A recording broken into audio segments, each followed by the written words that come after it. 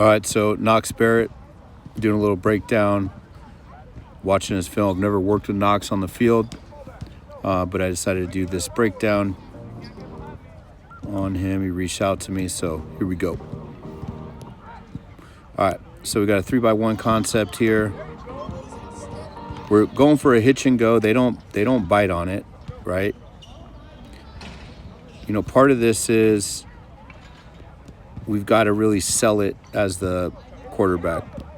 We've got to get our feet set as if we're going to throw that ball on schedule, on time, right? So that DB is not taking the cheese at all.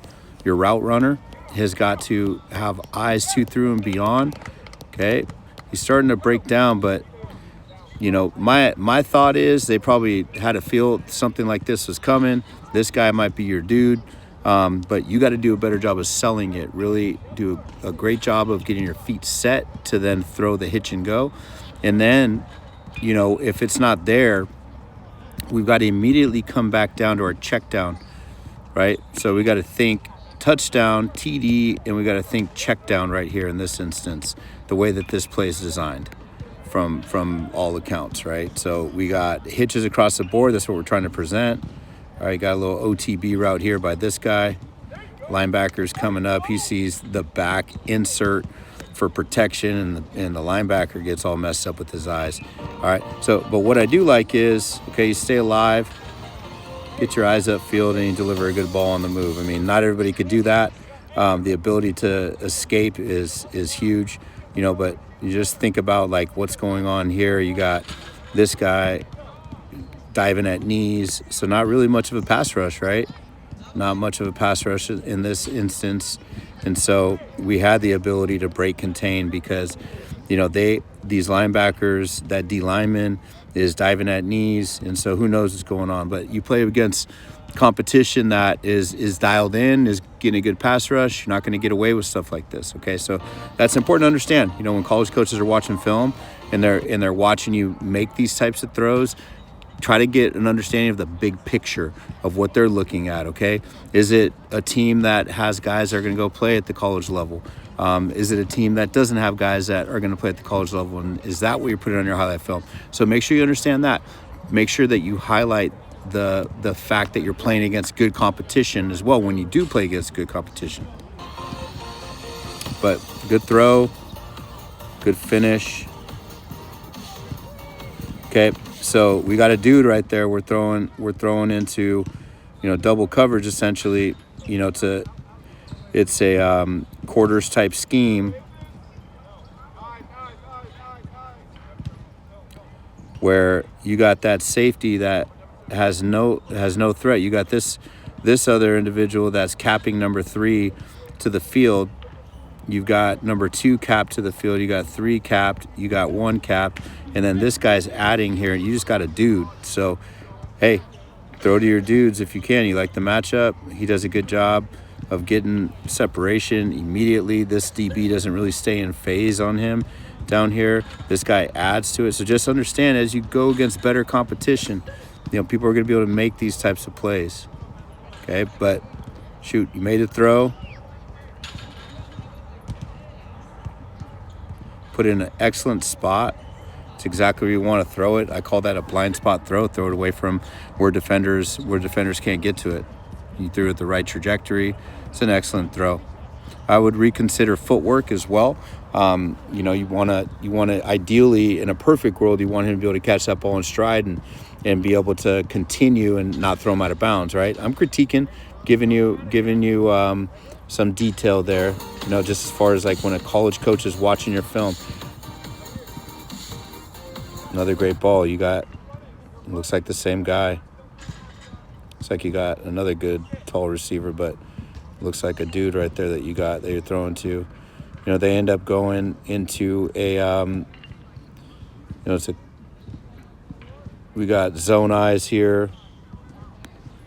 Okay, we got pattern matching here. Boom. We got middle field safety. This guy ends up man turning on him. All right, so to me, this is a 3-match variation.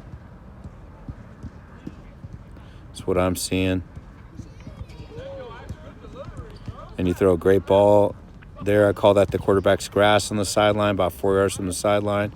Receiver does a good job of hitting his landmark, top of the numbers, and then you throwing it to his blind spot away from the defender. So this is good stuff. Just understand, when college coaches are looking at that, the level of difficulty on that is not as high, right? So you got to understand that level of difficulty there is not as high. And I don't know what type of corner that was that you threw it against. So those are some considerations, okay? All right, on this one, so we've got a lot of moving parts here. We end up getting in a situation where we have 4 strong. So we got 4 receivers here, all right? These guys are all attracted by that. This guy is looking to the other side of the field. And so to me, this boundary safety, this guy's got to be in my key, right? Because I've got to make my read off of safeties and linebackers, okay? My receivers got to beat corners, right, in this type of coverage. Now, if it's cover 2, it's a different animal, right? But I'm counting on making a good decision based off of safeties and linebackers, and then my receivers got to win, okay? AABC is a receiver play. Assignment, alignment, break point, catch point. Got to trust he's going to win at the catch point. So you got a 4 strong situations. Your coach has dialed up a nice play versus this defense. Okay, you've got this guy with eyes inside. You got this other safety that's looking to match anything vertical. Okay, so you got essentially, either a cover 2 or a cover 4, and this guy's busting here, so I'm not quite sure. And then this guy's looking to match anything vertical by number 3. And so to me at this point, when you see this guy here, ball should be let loose. Okay, so you end up freaking throwing a dot, a beautiful throw. But just understand, making your reads on schedule and understanding the weakness of coverage and who exactly you're keying on a play is critical.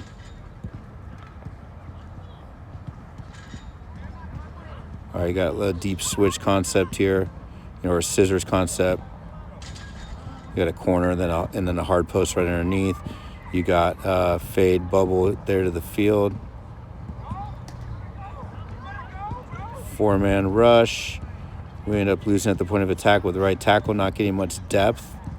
Okay, and so that to me, that's something right there. Like, you got your right tackle not kick sliding, and you're taking a 3-step drop out of gun. And so this doesn't match what your feet are showing me here. So, that's something to definitely consider, because, if they're going to be aggressive at the line of scrimmage right there, because there's no play fake, I just see aggressiveness. Your left guard gets beat, but that's why we work on our movement, right? And you do a great job. You have side door wide open to you because this end loses contain here. Okay, so I teach quarterbacks, side door this, and then keep your eyes up, and we got to accelerate away from that defender.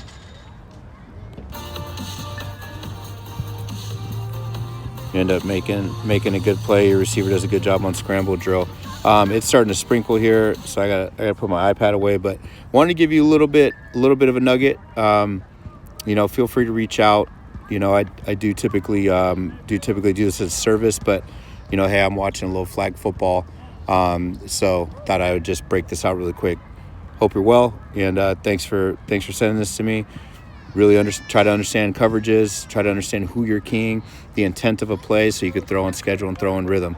All right, but I like what I see.